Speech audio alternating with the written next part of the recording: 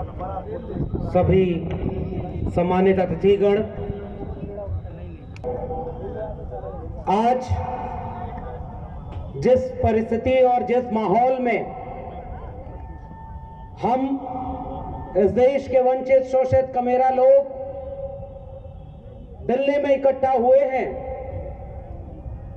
We the people पैगाम के इस मंच पर, इस आयोजन में, वो माहौल, वो देश की हालात बहुत मुश्किल और चुनौतियों भरे हैं। जिन वजहों से, जिन रास्तों से चलकर हमारे जैसे लोग देश के गांवों से निकलकर यहां तक पहुंचे, वो रास्ते बंद किए जा रहे हैं। मगर ऐसे वक्त में जब चारों तरफ निराशा का माहौल हो, लोग ये सोच रहे हो और आपस में बात कर रहे हो कि ऐसा लगता है कि बालू की तरह हमारी हाथ से हमारा हक, अधिकार, हमारी एकजुटता फिसलती चली जा रही है और हम उसे रोक नहीं पा रहे। मुझे दिल्ली के रामलीला मैदान का ये मंच एक उम्मीद की तरह नजर आ रहा है कि तमाम तरह से अलग अलग जिन्हें समझा जाता है, वो बहुजन वंचित शोषित समाज के लोग इस सभागार में, इस मंच पर और इस पंडाल के सामने इकट्ठा हो गए हैं। मुझे यहां से भी एक उम्मीद की रोशनी नजर आ रही है, इसलिए मैं निराश होने की बजाय उम्मीदों से अपनी बात शुरू करता हूं। उम्मीद इस सवेरे की, जिसकी रोशनी यहां जो 3 आदमकद मूर्तियां खड़ी हैं, वो यूं तो मूर्ति है डॉक्टर अंबेडकर, महात्मा ज्योतिबा फूले, सावित्रीबाई फूले की, और 6-7 दिसंबर का दिन, जिस दिन डॉक्टर अंबेडकर को वो लोग भी मजबूरी में ही सही याद करते हैं जो अपने दिल में गोडसे, गोलवलकर और हेडगवार को रखते हैं। आप अपने पुरखों के उस कद को महसूस करिए जिन्हें पहले नजरअंदाज किया गया। मुल्क की आजादी के बाद उन पर किताबें नहीं छापी गई, इस देश में उन पर कुछ पढ़ने के लिए किताबें नहीं मिली, विश्वविद्यालयों में शोध नहीं हुआ। गोया बात नहीं करेंगे तो डॉक्टर अंबेडकर खत्म हो जाएंगे, फूले खत्म हो जाएंगे, बिरसा मुंडा का नाम लेने वाला कोई नहीं होगा।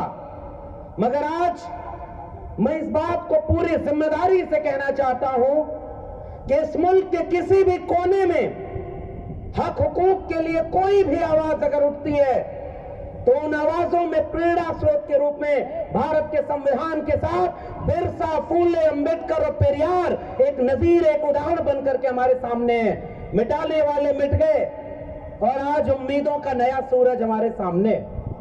ये बात बिल्कुल ठीक है कि जितनी आबादी हमारी है, जितना हक मौका हमारे पास है, उससे तो इस मुल्क के हुक्मरान, इस मुल्क के वंचित शोषित कमेरा लोगों को होना चाहिए था। लेकिन अफसोस, मैं तो दिल्ली विश्वविद्यालय में पढ़ाने वाला एक ठेके पर प्रोफेसर हूं। अब इस समय ठेके की बात क्या करना, जब इस समय इस देश में ऐसे लोग प्रधानमंत्री बन जाएं जिन्होंने इस देश को यह भरोसा दिया था कि वो बेच रहे हैं भारत को, मैं चैन से कैसे सो जाऊं, सौगंध मुझे इस मिट्टी की, मैं देश नहीं बिकने दूंगा। और जब वो प्रधानमंत्री बन जाए तो एक एक करके उन सारी चीजों को बेच दिया निजी हाथों में जो इस देश ने 70 साल में कमाया था, जैसे तैसे भी कमाया था।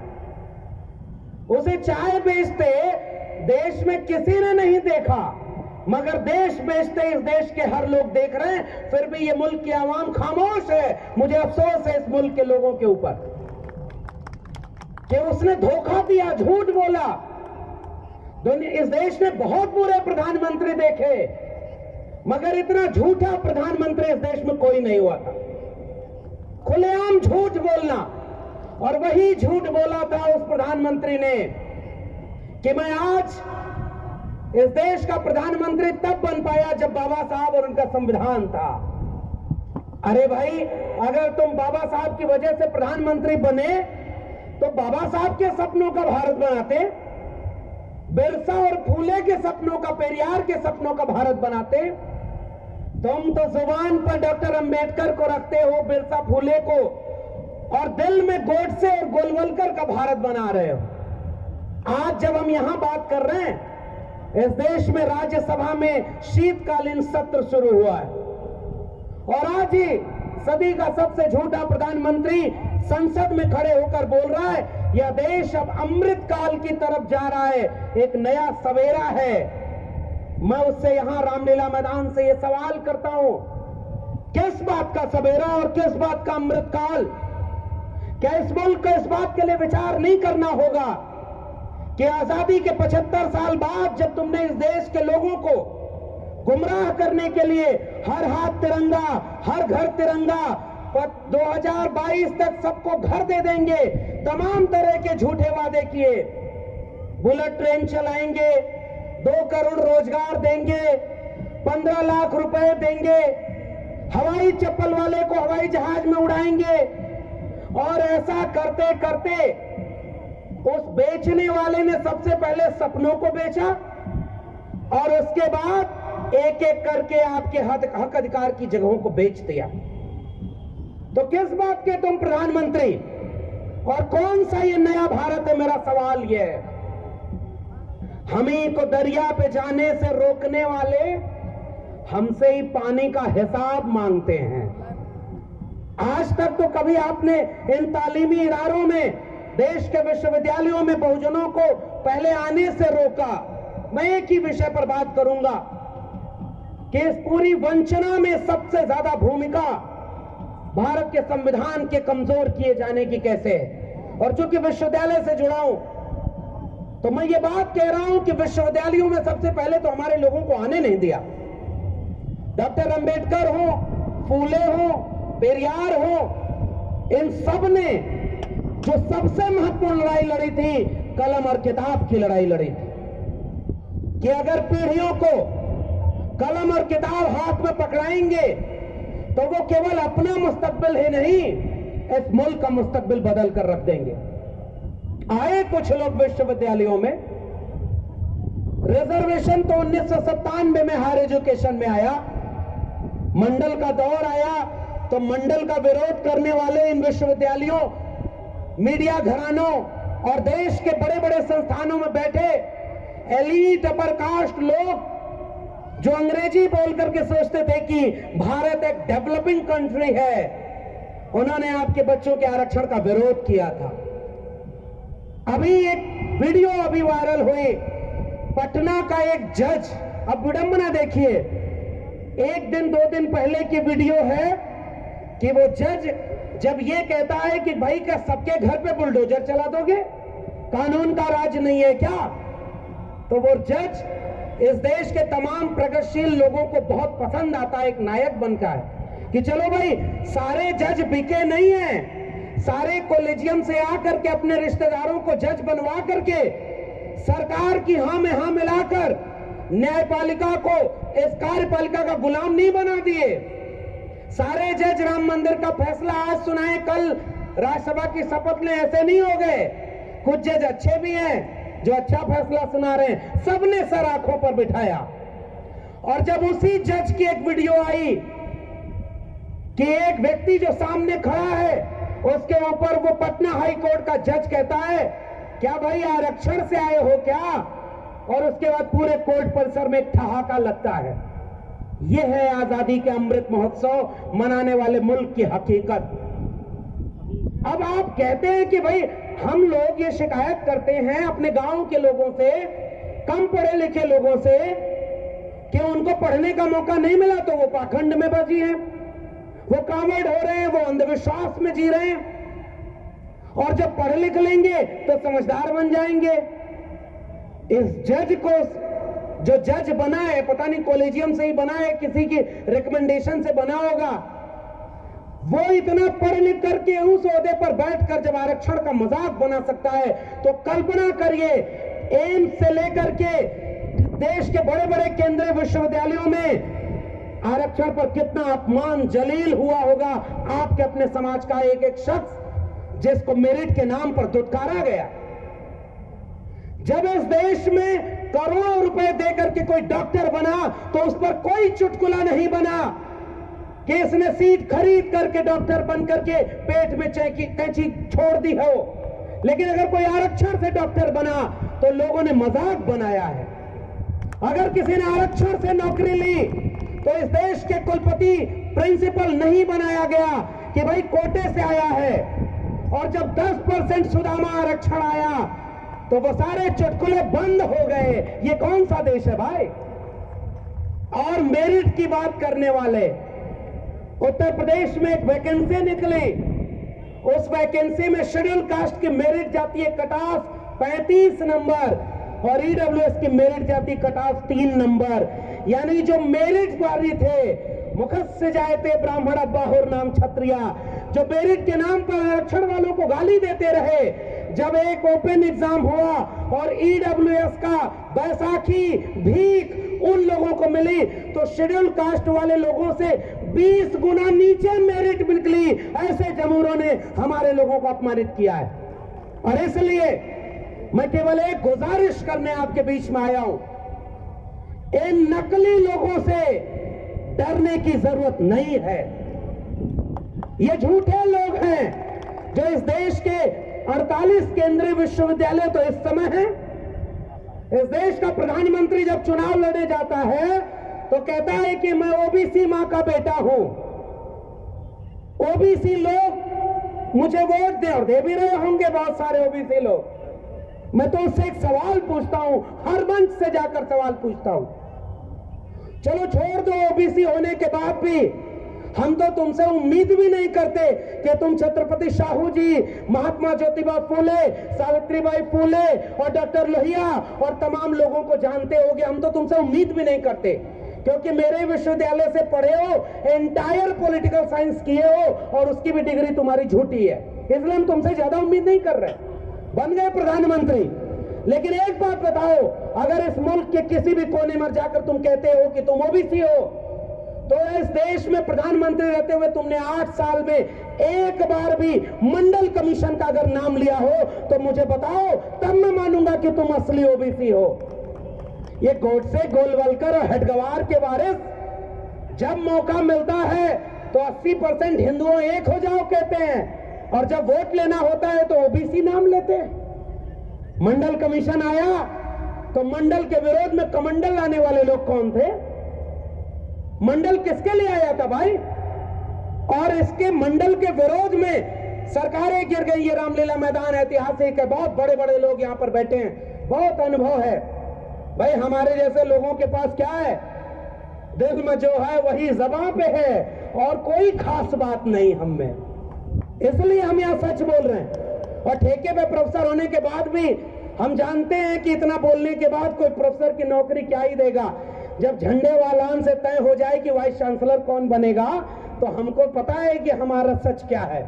लेकिन मैं केवल इसलिए ये बात बोलता हूं कि मैं इस मंच पर खड़े होकर के भी वही सच दोहरा रहा हूं।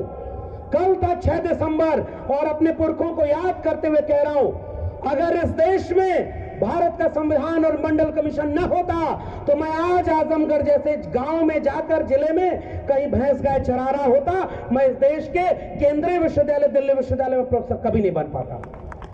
तो अपनी मेरिट के दम पर तो यहां तक आ गए और अब तुम्हारे भरोसे भीख मांग करके या झंडे वालान में घुटने टेक करके तो नौकरी मांगने नहीं जाएंगे। बहुत सारे लोगों को नौकरी मिल गई, बहुत सारे लोग SC ST OBC घरों के वाइस चांसलर बने बैठे हैं, बड़े बड़े पदों पर हैं। मगर मैं याद करता हूं कि बड़े बड़े परमानेंट लोगों को कोई नहीं जानता, बड़े बड़े ओहदे पर मिनिस्टर और बड़े बड़े ब्यूरोक्रेट को कोई वो सम्मान नहीं देता जो मुझे और इस मंच पर बैठे हुए संघर्ष करने वाले लोगों को सम्मान मिलता है। मुझे ऊर्जा केवल इस बात से मिलती है, ऐसे लोगों के बीच आकर के मिलती है कि हम जब आंख बंद करें तो इस बात का अफसोस न हो कि जिस सीढ़ी पर चढ़कर हम संविधान और मंडल कमीशन से होकर यहां पहुंचे, हमारी आंखों के सामने जब उन सीढ़ियों के एक एक डंडे तोड़े जा रहे थे तो हम खामोश नहीं बैठे थे, हम बोल रहे थे, हम जानते थे और ये सवाल पूछ रहे थे कि देखो इस देश में हिंदू के नाम पर एक झूठ फैलाया गया। कोई हिंदू नहीं है भाई। अगर हिंदू है तो पहला हिंदू वो जितेंद्र मेघवाल क्यों नहीं था जिस बच्चे को मटका छूने पर मारा? किसी मुसलमान ने नहीं मारा था। इंद्र मेघवाल को किसी मुसलमान ने नहीं मारा। रोहित वेमुला पाल तड़वी को किसी मुसलमान ने नहीं मारा। और ये नमूने टीवी पर बैठकर बिकी हुई मीडिया और बिके हुए अखबार से कहते हैं कि इस देश के हिंदुओं एक हो जाओ, तुम्हारे मुसलमानों से तुम्हें खतरा है। मैं आपसे केवल एक गुजारिश करने वाला हूं और वो सब आप जानते हैं।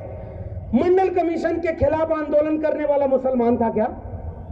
जब हायर एजुकेशन में 2006 में मंडल पार्ट 2 लागू हो रहा था तो उसका विरोध दिल्ली विश्वविद्यालय, जेएनयू और एम्स में खड़े होकर मुसलमान कर रहे थे क्या?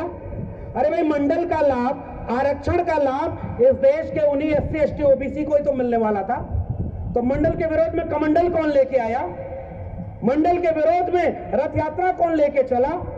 और इसलिए आज भी कह रहा हूं, अगर इस देश का प्रधानमंत्री OBC है, 27 कैबिनेट मिनिस्टर्स ने OBC बना दिए, तो एक बात बताओ, प्राइवेट सेक्टर में आरक्षण, प्रोन्नति में आरक्षण यानी प्रमोशन में reservation, education reform, land reform, वित्तीय निगमों की स्थापना, ये सारी तो मंडल कमीशन के रिकमेंडेशन है।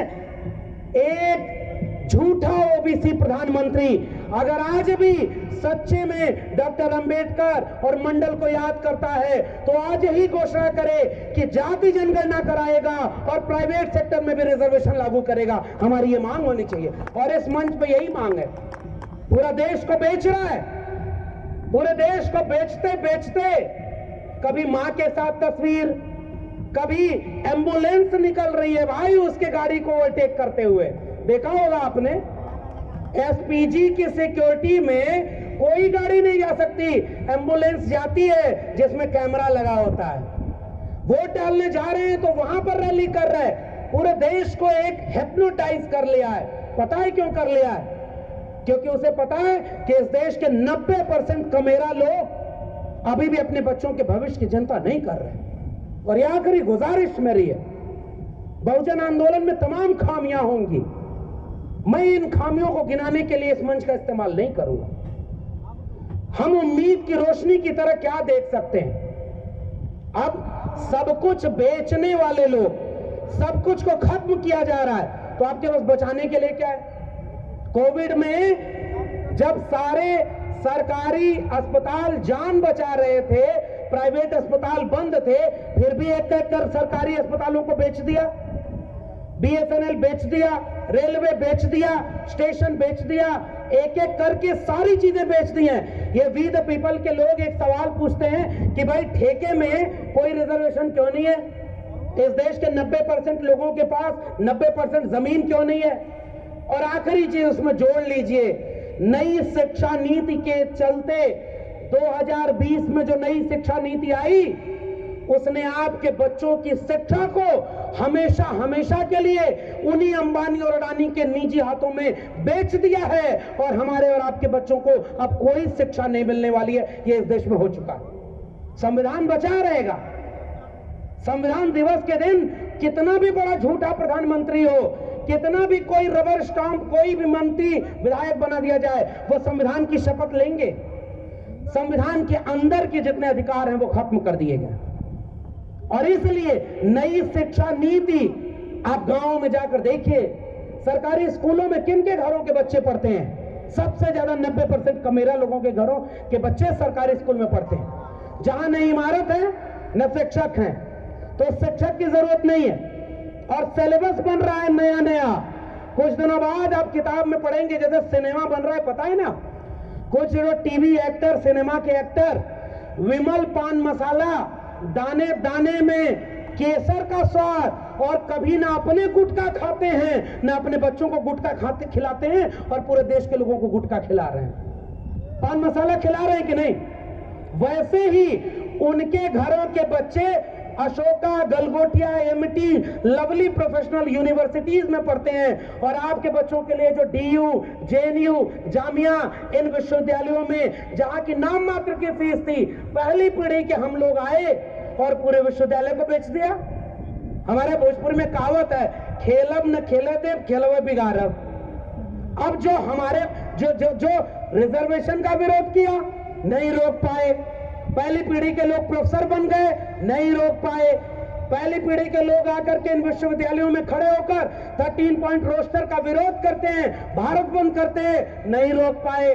जब नहीं रोक पाए तो पूरे विश्वविद्यालय और स्कूलों को अंबानी अडानी का तो बेच दिया। इसलिए वंचित, शोषित, कमेरा लोगों, मुल्क के 90% आवाम, मैं आपसे केवल एक गुजारिश करने आया हूं, अधिकतम सहमति मत बनाइए। उनके लोग आपके बीच में आते और कहते हैं ओबीसी का सारा हक इन 3 जातियों ने खा लिया, इसलिए तुम हमारे साथ आओ। शेड्यूल कास्ट में सारा हक इन जातियों ने खा लिया, तुम हमारे पास आओ। अरे भाई, 8-10 साल हो गया उधर गए, एक बार देख लो, लाठी और जेल के अलावा कुछ मिला क्या? कुछ मिला क्या? अरे भाई, 100 रुपया लीटर पेट्रोल बिकेगा तो केवल मुसलमान खरीदेगा कि उसमें SC ST OBC भी खरीद रहा है? अगर 200 रुपया लीटर पेट्रोल और सरसों का तेल, 1200 रुपए जो LPG गैस, महंगाई, बेरोजगारी, करोड़ों करोड़ लोगों के रोजगार चले गए, शिक्षा के तालीमी इदारे बर्बाद कर दिए गए, तो हमारे भी बच्चे मारे जाएंगे ना। तो ये जो दुश्मन हमारे बीच से हमारे सामने खड़ा किया जाता है और हमारे लोग हमारे दुश्मन बन जाते हैं। इन बारिशों से दोस्ती अच्छी नहीं फराज, कच्चा तेरा मकान है कुछ तो लिहाज कर। और मैं उम्मीद की तरह अपनी बात को खत्म करूंगा केवल यही कि माना कि स्याह रात नाम लेती नहीं ढलने का, यही तो वक्त है सूरज तेरे निकलने का। मीडिया बिक गई थी तो ये बहुजन समाज के लोगों ने अपनी जबान को अखबार और अपने हाथ में कलम और यूट्यूब चैनल का एक वीडियो बनाने का जिम्मा लेकर के मेन स्ट्रीम मीडिया को दोयम दर्जे का बना दिया और घर घर अपनी आवाज बुलंदी से पहचान रहे। गांव में हम जाते हैं तो लोग हमसे कहते हैं कि साहब आपको सुनते हैं तो बड़ी हिम्मत मिलती है। सच कहें तो हम तो डरे हुए लोग हैं। जब हमारे गांव में कोई व्यक्ति मुझसे कहता है जिसे मैं नहीं जानता कि आपकी वो पाठशाला मैंने सुनी थी, मुझे हिम्मत मिल जाती है कि बाबा साहब के समय तो बड़ी मुश्किल से जनता प्रबुद्ध भारत मूक नायक निकालना पड़ा, बंद हो गए अखबार, फूले साहब का अखबार बंद हो गया, अकेले थे ये लोग, लड़कर हमें यहां तक पहुंचा दिया। आज इतने लोग खड़े हैं और इस मंच को देखिए, बहुत अरसे बाद दिल्ली में इतना बहुरंगी, समावेशी और ताकत का मंच बना है। मैं यहां एक उम्मीद की तरह एक बात कहकर जा रहा हूं, बाबा साहब की मूर्तियां बनवाने वाले, जोर से जय भीम बोलने वाले आपको झूठ बोल करके आएंगे ताकि गोडसे, गोलवलकर और हेडगवार के संघ के भारत को बना ले जाएं। उनसे सजग रहिएगा और उनसे एक बात कहिएगा, तुम मूर्तियां बना रहे हो डॉक्टर अंबेडकर की, अच्छी बात है। अरे भाई, इस देश में सबसे ज्यादा मूर्तियां अगर तोड़ी गई तो वो भी डॉक्टर अंबेडकर की थी। क्या मूर्ति तोड़ने से डॉक्टर अंबेडकर का कोई नुकसान हुआ? तुमने एक मूर्ति तोड़ी और 10 नए अंबेडकर के वारिस खड़े हो गए और आज ये अंबेडकर के सपनों का भारत बनाने के लिए, शिक्षा बचाने के लिए, रोजगार बचाने के लिए, शौचालय और देवालय की राजनीति का एक ही जवाब है, स्कूल, कॉलेज और विश्वविद्यालय बचाओ, अपने आने वाली पीढ़ियों को बचाओ, शिक्षा और रोजगार को बचाओ, वरना इतिहास बदल दिया गया है। सिनेमा बन रहा है ना कि मोहम्मद गोरी को पृथ्वीराज चौहान ने मार दिया था, 4 हाथ 24 गज अंगुल अष्ट प्रमाण, ताऊ पर सुल्तान है मत चूको चौहान, झूठी एक किताब लिखी गई और उसमें सिनेमा बना दिया और इतिहास बदल दिया। कल को सिलेबस में पढ़ाया जाएगा कि एक आदमी जब बचपन में बहुत छोटा था, तालाब में भगवा झंडा डूब रहा था, तालाब में कूद गया वो बच्चा, भगवा झंडा को ले आया और मगरमच्छ के बच्चे को भी बगल में दबा कर ले आया। कुछ दिन बाद वो बच्चा भीख मांगने चला गया, रेलवे स्टेशन पर चाय बेचा, 35 साल तक तपस्या किया, उसके बाद भारत का प्रधानमंत्री बन गया। 10 लाख का सूट पहना, करोड़ों रुपए के जहाज में चलता है, लाखों रुपए उसके प्रचार पर खर्च होता है, पूरे देश को बेच दिया और फिर भी झूठ बोला। मेरा क्या है जी, हम तो फकीर आदमी है, झोला लेके चल पड़ेंगे। मैं आपसे कहता हूं हमारे और आपके बच्चों का क्या होगा? इसलिए आखिरी गुजारिश, बहुत कुछ बर्बाद हो चुका है, न्यूनतम सहमति पर अधिकतम एका बनाइए। छोड़ दीजिए कुछ चीजों को, वो नहीं सुधरेंगी। लोग कहते हैं इतने संगठन हो गए। अरे भाई, सदियों की भूखी नस्लें दोनों हाथों से खाती है। इसलिए मैं तो ये खुश होता हूं कि जितने संगठन हो गए उतनी जगह पर बातें मनाई जा रही है। तो एकजुटता मुद्दों पर हो, SC ST OBC की एकजुटता इस बात में बनेगी कि OBC के घरों में जाकर मुझे भी समझाना है कि भाई, तुम्हारे जज नहीं, तुम्हारे प्रोफेसर नहीं, तुम्हारे डॉक्टर नहीं, तुम्हारे अंबानी अडानी तुम्हारे घर में नहीं, ये उद्योगपति हैं ये तुम्हारे घर में नहीं, ब्यूरोक्रेट तुम्हारे घर में नहीं, क्योंकि जाति तुम्हारी OBC थी। दलित का शोषण भी जाति के नाम पर, OBC का शोषण भी जाति के नाम पर। आदिवासियों को जा रहे हिंदू बनाने, वनवासी कहने। आदिवासियों के बीच में राजस्थान पिछले दिनों गया और वो आदिवासियों को कहते हैं कि डॉक्टर अंबेडकर तुम्हारे नेता नहीं है। और लाखों लोगों की भीड़ में सबसे केंद्र में जो उन्होंने तस्वीर लगाई थी वो बाबा साहब डॉक्टर अंबेडकर की लगाई थी। तो ये नफरत के सौदागर हमें तोड़ रहे हैं। हम मोहब्बत के लोग हैं, हमारे पुरखों के हाथ में कलम और किताब थी। हमें भी मोहब्बत से इस देश में नफरत को रोकना है।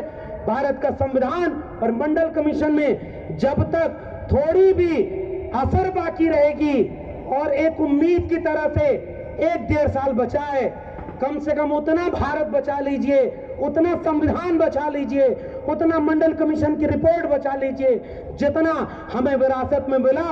वरना आने वाली पीढ़ियां जब हमसे पूछेंगी ये सब कुछ हो रहा था तो तुम क्या कर रहे थे, मैं कम से कम सुकून से कह सकूंगा कि बिना अपनी नौकरी की चिंता किए, बिना बुलडोजर की चिंता किए, बिना जेल की चिंता किए, हम कुछ जुनूनी लोगों के साथ कंधे से कंधा मिलाकर इस मुल्क के आईन, इस मुल्क के दस्तूर और इस मुल्क के मंडल कमीशन को बचाने की लड़ाई लड़ रहे थे। बहुत बहुत धन्यवाद। जय भीम, जय मंडल, संविधान जिंदाबाद, उल गुलाम